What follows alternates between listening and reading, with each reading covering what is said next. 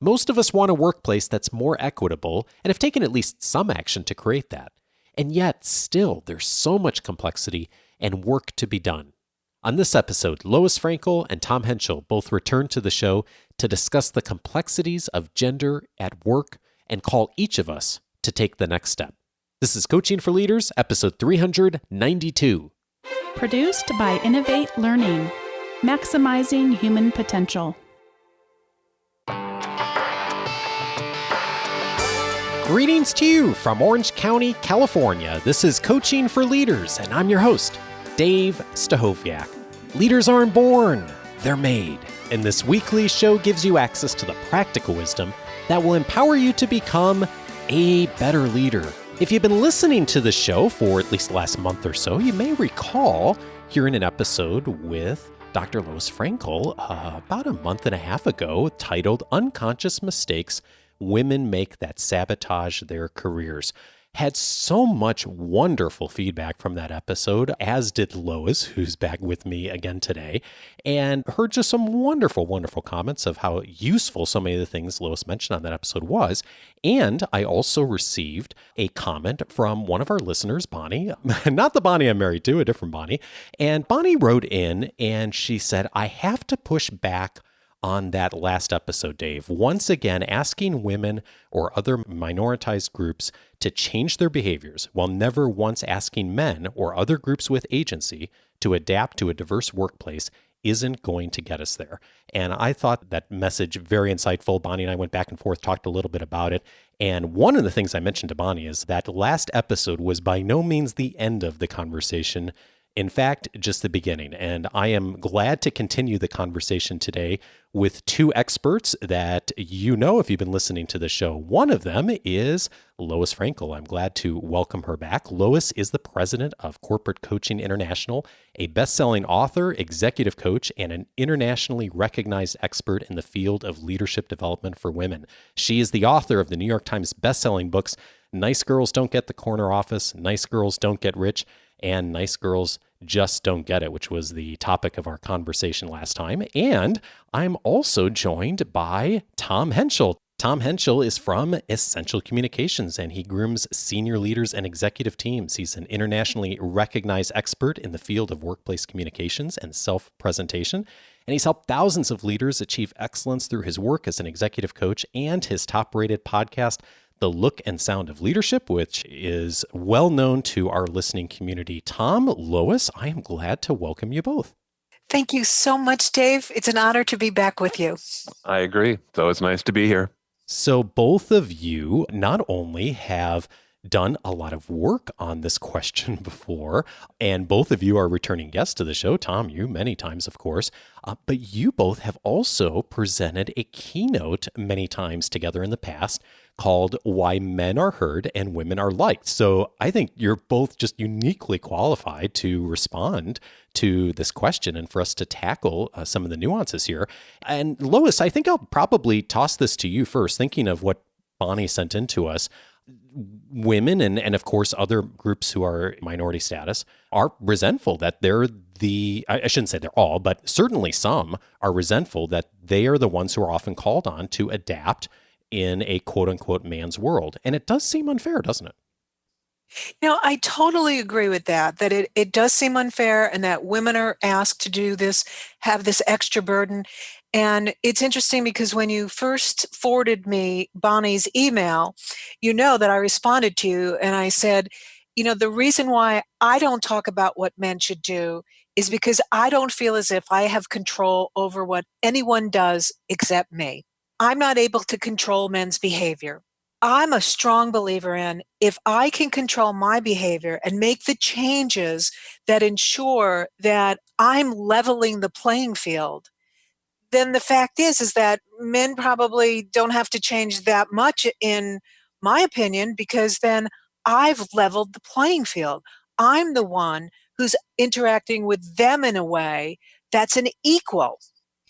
And so that's how I see it. And I hope Bonnie understands that my feeling is women don't have to change.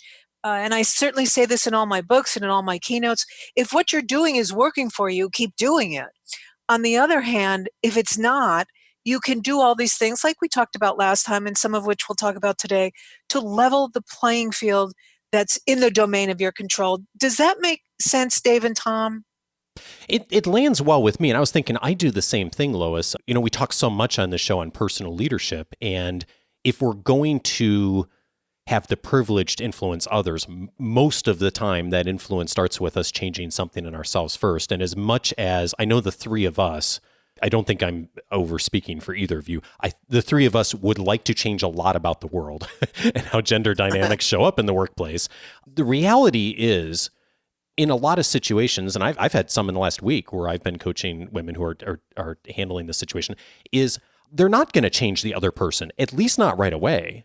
So what can they do themselves that can potentially make the situation a bit better? And Tom, I'm curious how you think about that too. I think of this issue partly as a gender issue. There's no doubt about it. It is not a level playing field for women. I think in most companies and in our culture in general here in the United States, I think that's true. It's not a level playing field. That said, I think we could turn this into, for example, a conversation about introverts. It's not a level playing field for introverts in most workplaces. We could turn it into a cultural issue like, cultural training. Hey, when I go to Japan, I really need to hand my business card this way. And if I choose not to do it that way, there will be some consequence for that. So on some level, I want to be clear. I don't think it's a level playing field. And then you get to decide, how do you want to play the game, given that that's true. Bonnie also kind of said, but what about the other side? What about them? Why aren't they ever asked to change? To which I say, some of them are asked to change, depending again on the culture of the company or who the boss is or whatever. Sometimes that happens. And as Lois says, that's not in our control. When it comes right down to it, what do you think women wish men would change? I think women wish that men would understand that what they contribute is different but equal. I think women often feel as if the things that they have to contribute around collaboration and cooperation and giving people positive feedback and all those things that we quote unquote call the soft skills. I think women wish that men would understand that they are as critical to the business as the things that men have a tendency or stereotypically to contribute as well. I mean, that was really the entire intent of the keynote that Tom and I put together called Why Men Are Heard and Women Are Liked. We wanted people to understand that both sides bring something to the table. And if you really want to create a great, dynamic, successful workplace, then you are going to appreciate and then sometimes engage in the behaviors of the opposite sex. So for me, I think that's really what it comes down to. It's not like I wish you'd appreciate this specific thing, but rather realize that the contributions that I make have intrinsic value, even though they look and sound different than yours. The thing that I feel, and again, I'm not going to speak for what women want. I'm going to say the conversation that I have with men about this is very difficult because men are at different stages of their own development. It's a little bit like talking about white privilege. Some people get it as a concept, but don't have any relationship to it other than a concept. Some people really live it and work it hard and understand that identity issues are real. Some men kind of are saying, well, yeah, sure, of course I want women on my team, but they don't understand kind of what the core issues are as an identity issue. And I think different men are at different stages of this. And that's a conversation that I think is pretty profound. I think one of the things that all three of us hope for coming out of this conversation is that regardless of how you identify in your workplace and what gender role you identify with, that you would see more of the complexity in this, and also that each of us would think about the complexity here and think about how can I contribute in such a way that helps to bring us toward more for lack of a better term, more equity in Yeah. how we approach this. And I love what Jonathan Raymond said on the show last year. And I forget the context of how this came up, but we were talking about a gender issue. And he made the point of both sides do have a responsibility to get better. And if you're the person in power, you bear more of that responsibility, that you need to really take that first step. And I really like the way he framed that because it appreciates the complexity. And yet I think to get to the point from Bonnie of we also do need to take whatever way we're in power, if we are in power, of we need to take that first step and lead in that way. And that brings me to a question also about men of what happens when they act counter to the stereotype for how men should act. I think that, yes, there's quote unquote stereotypically masculine behavior and stereotypically female behavior. I must say that depends to me, the more I coach in different companies, I think the culture itself, the culture of the company dictates it. I've been in lifestyle companies that are mostly female dominated, where female behavior is actually encouraged, including in the men. And a lot of the men are, talking the language of feelings and talking the language of intuition. And that would not happen, let's say, in a finance company that is run by hard data and is mostly masculine dominated. So I tend to kind of say it's partly male, female, and gender behaviors. I do think those tend to exist, and I do think women and men's brains are different. That said, I also want to say, look at the culture you're in, because that's one of the things you want to do is you want to be matching the culture. Lois, how does culture show up for you in your work when you're working with a woman, as I know most of your clients are women? How does culture show up in that conversation? Well, there's two different kinds of cultures. First of all, there's a corporate culture, isn't there? And I refer to the corporate culture as a playing field. Just like in sports, there are different playing fields. In all playing fields, however, there's boundaries. And when you go out of those boundaries, you get called out or something negative happens to you, or you lose a point or the other team gets the point. And so what both men and women have to do, and women need to learn to become more adept at this, because I think men are already a little bit better at it than we are. They need to identify where are those boundaries in this corporate culture. And where are they for women? Where are they for people of color? Where are they for Caucasian men? Because the boundaries differ for all of those groups. And if you go out of bounds, you're going to find yourself paying a price. So there's that kind of culture. And then there's also obviously the ethnicities and that kind of culture. And I see very distinct ethnic cultural differences. For example, when I work with Latinas, the messages they continue to get in their families are around family comes first. Make sure that people are going to like you. There's a kernel of truth in every stereotype. And so what I see happening for women in certain cultures is that their quote unquote playing fields get even further narrowed. Or an example is I did a group of, this is a mouthful, it was Iranian Jewish physicians. And these were very successful women. And yet when they came together, they talked about how in their culture, their parents are still telling them, when are you going to give up this idea of being a doctor and just have a family, just have children, right? So women are still dealing with those kinds of stereotypes as well. Now, that's not to say that men don't deal with those cultural stereotypes, because they do. I would imagine that a male Iranian Jewish physician who said, I want to be a stay-at-home dad, would probably get the opposite kind of pushback. So yeah, Tom said it's a very complex issue, and it is. I mentioned earlier in the conversation that you've both created and delivered a keynote together called Why Men Are Heard and Women Are Liked. Why did you develop it, and what are some of the key messages that you have for your audiences when you deliver it? I'll answer the first part, then I'll let Tom take the second part. We designed it because as I was going around the world doing keynote addresses, they were almost always to women's groups. And women always wanted the system to change. And what I realized was as long as women are talking to other women about these issues, the system is not going to change.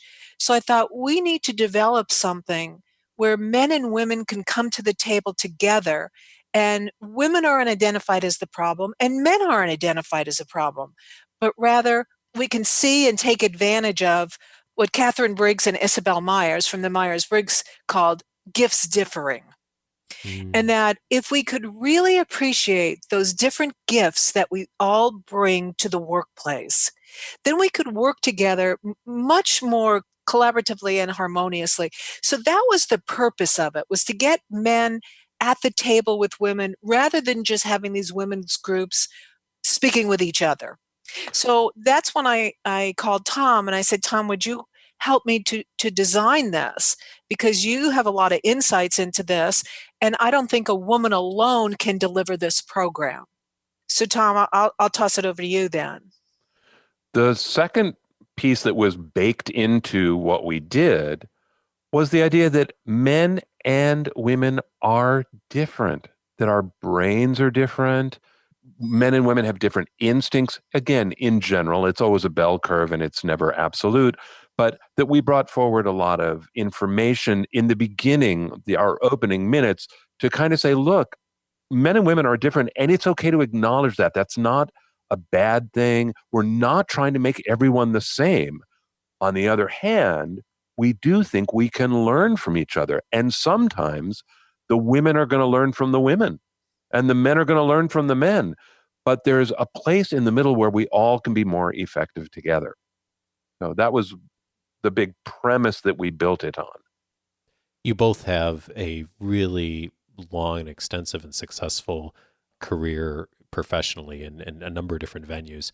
Tom, I'm curious, how is the workplace different for men today than, say, it was 30 years ago when you and Lois first met? I think the issue of diversity is being recognized as a real thing. I don't think everybody's, at the same place with it, just like, that I think that's a pretty obvious statement.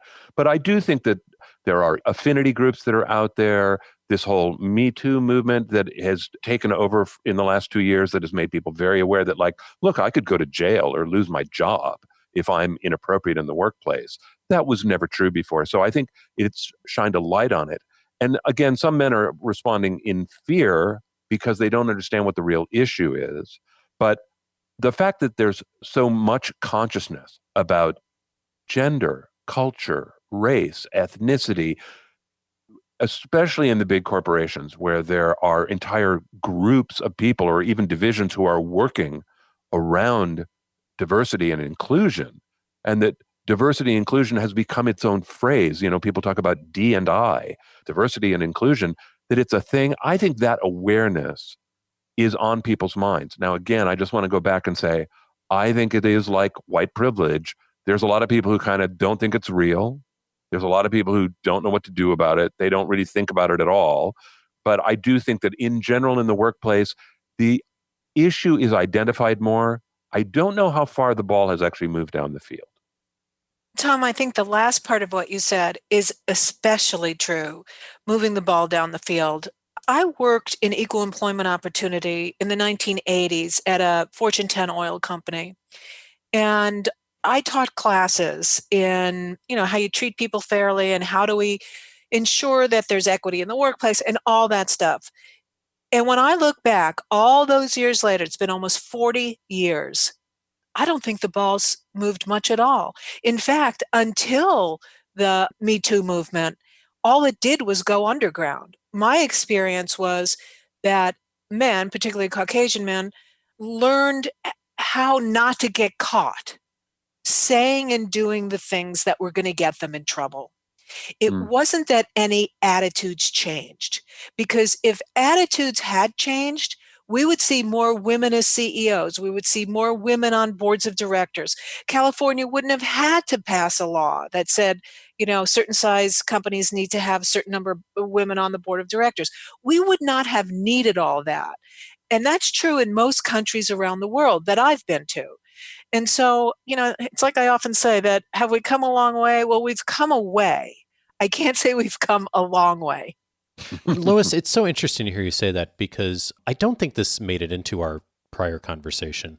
But when I was preparing for our last conversation with you, I did ask a couple of women in my life, how do you feel like this has gone over the last 20 or 30 years? And the answer I was expecting was, we still have a long way to go, but we've made a tremendous amount of strides in the last 20, 30 years. And instead, the answer I got was much more like you just said, Lois, which is, yeah, things are a little bit better, but a lot really hasn't changed that much in the last 20, 30 years. It's just how we communicate about it has changed. And I have to admit, I was surprised by that response. And I'm glad that I asked the question because I hadn't thought about it through that lens before. Yeah, it's really unfortunate, isn't it? But again, it speaks to how hard it is to change any system. Yeah, indeed. So I think that probably begs the obvious question of, what can we do, particularly those listening to this, men and women, of what's the next step. I am conscious of what you said earlier, Lois, of the practical, let me focus on me, right? Because I know I can control that. Let's set that aside just for a moment. And if you could wave your magic wand and you were giving tips to men of what should men be thinking about that would be a starting point to work more effectively with women, and particularly the men who are those that, they espouse this value, they want to create equity in the workplace, but maybe necessarily aren't seeing all the blind spots, what would you say? I think one of the most important things they could do is be more of an advocate for women in the workplace.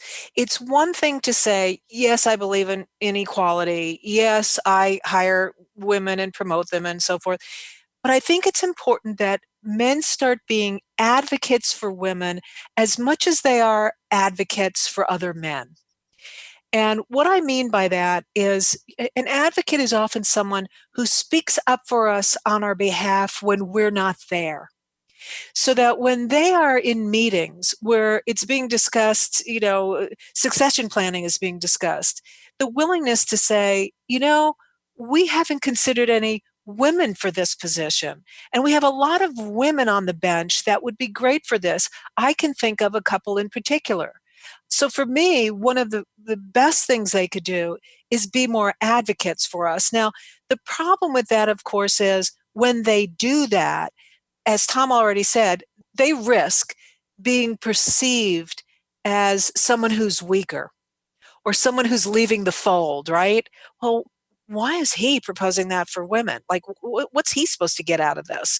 And so I think it's hard for men to do that. I think it's hard for them to break away from the pack. And yet that's what I really wish would start happening. I think it's really important for men to remember that bias exists. The story that I always talk about is what happened in the 1970s. This is a long time ago now, with orchestra auditions, where they started to do blind auditions, where literally the people who were going to do the hiring could not see who was playing. The people came in onto the stage behind a screen, and you never knew whether they were a man or a woman. Up until then, women were virtually absent in every national orchestra.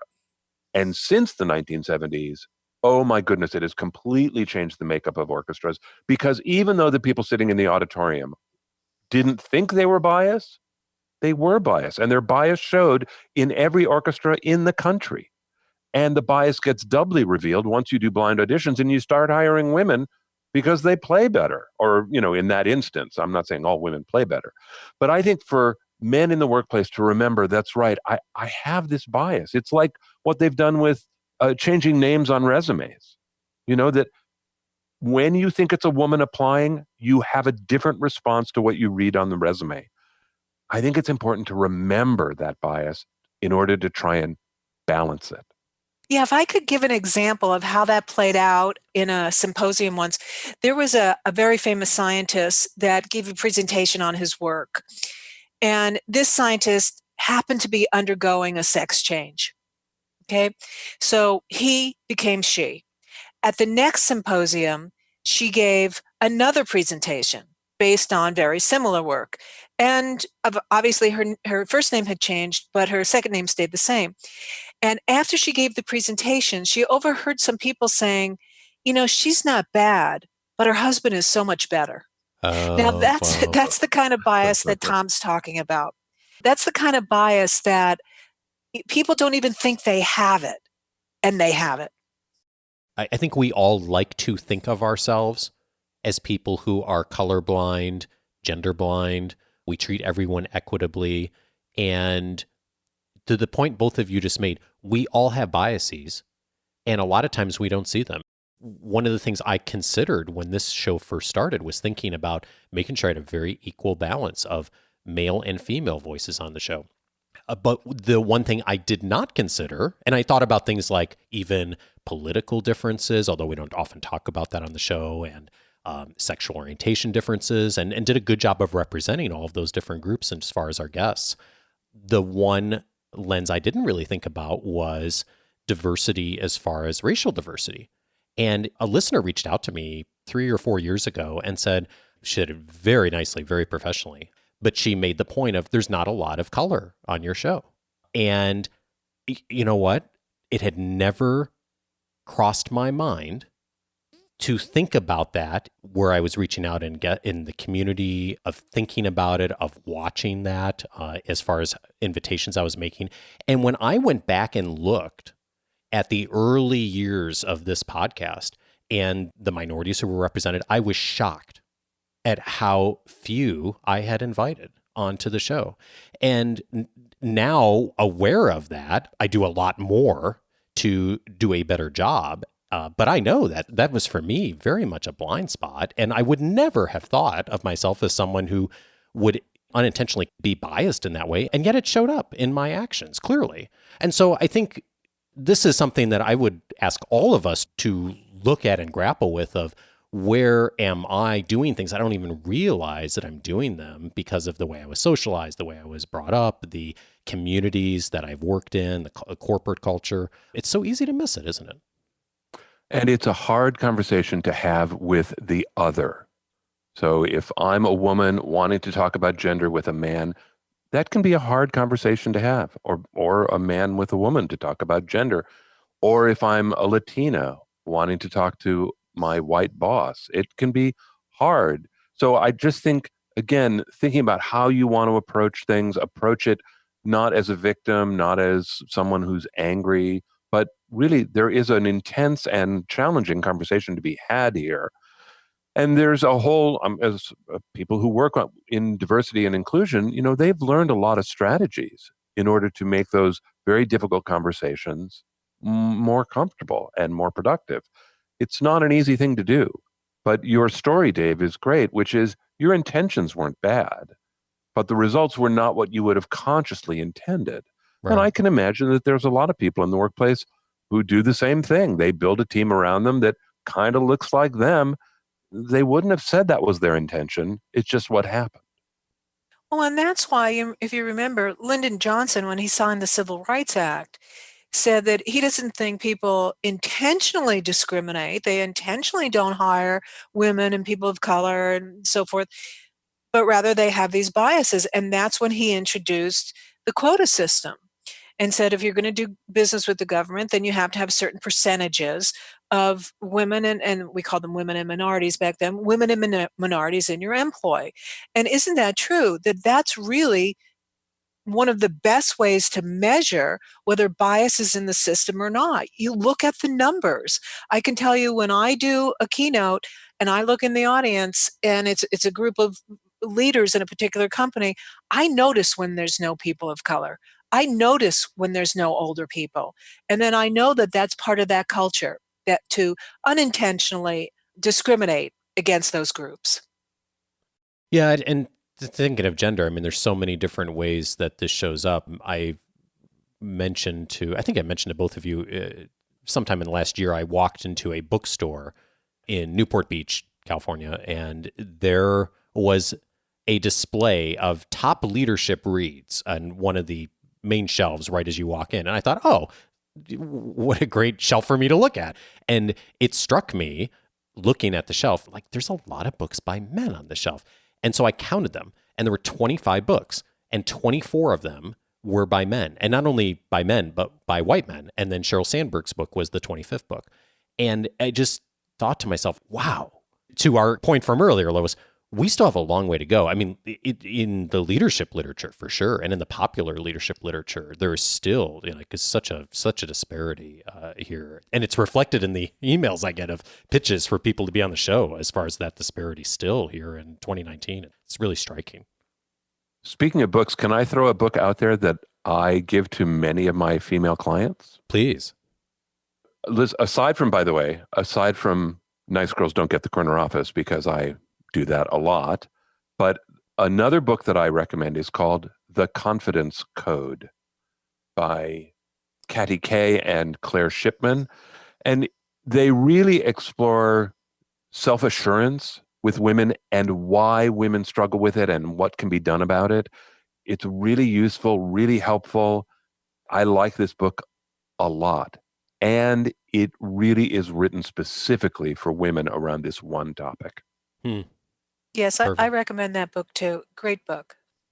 Well, thank you both so much for this conversation. As I think we mentioned along the way, my hope is that we'll all come away from this conversation seeing the complexity that is here. Also, thinking, what's that first step? And if we do that, then I think we have done something good for all of us.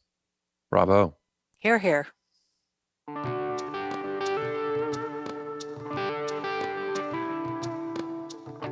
My hope for you coming out of this is you'll consider some of the complexity of the gender dynamics and the environments you're in, and at least one thing you could own as a next step.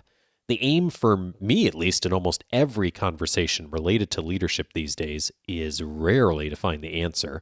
Instead, it's to identify what's next. And one next step you may consider is to connect more with Lois and Tom. They both love to engage with questions. And for those who haven't already, Lois invites you to connect with her on LinkedIn to further the conversation. I'll have a link to her profile in this Wednesday's weekly leadership guide. And of course, the best way to connect with Tom is through his monthly podcast, The Look and Sound of Leadership, a great complement to the conversations we have on this show. Thank you again to you both. Several related episodes to today's conversation. If you found this useful and want to dive in more, I'd recommend episode 255, How Women Make Stronger, Smarter Choices. Therese Houston and I talked in detail about some of the research she's done in writing on decision-making and particularly how women frame that. And we had a lot of conversation about women and men. And actually, there's a lot there for whichever gender you're identifying with. So that's a great place to start, especially if you're thinking about decision-making. Episode 255 is a great place for that.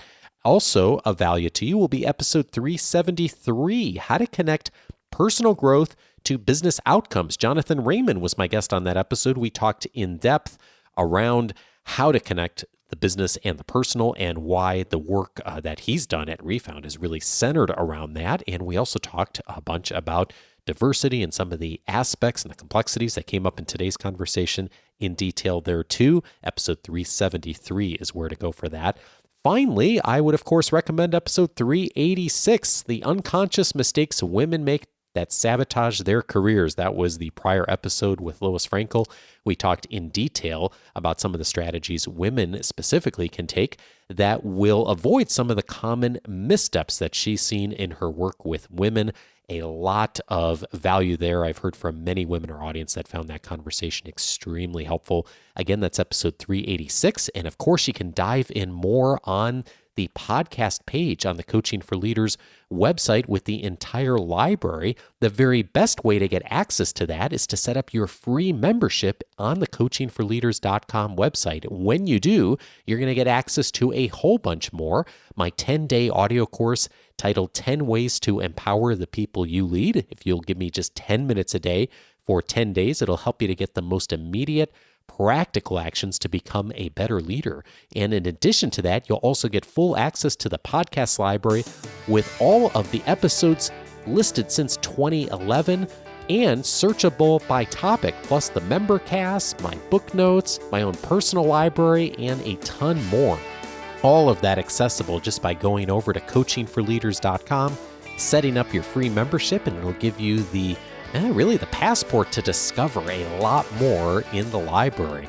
Next week, I'm glad to welcome Bonnie back to the show. We're going to be returning for the monthly question and answer show. If you have a question you'd like us to consider for the show, either this coming one or a future one, take a moment to go over to coachingforleaders.com/feedback, submit a question for us to consider, and we will do our best to tackle it the first Monday of every month on the monthly Q&A shows. See you next Monday. Have a great week and take care.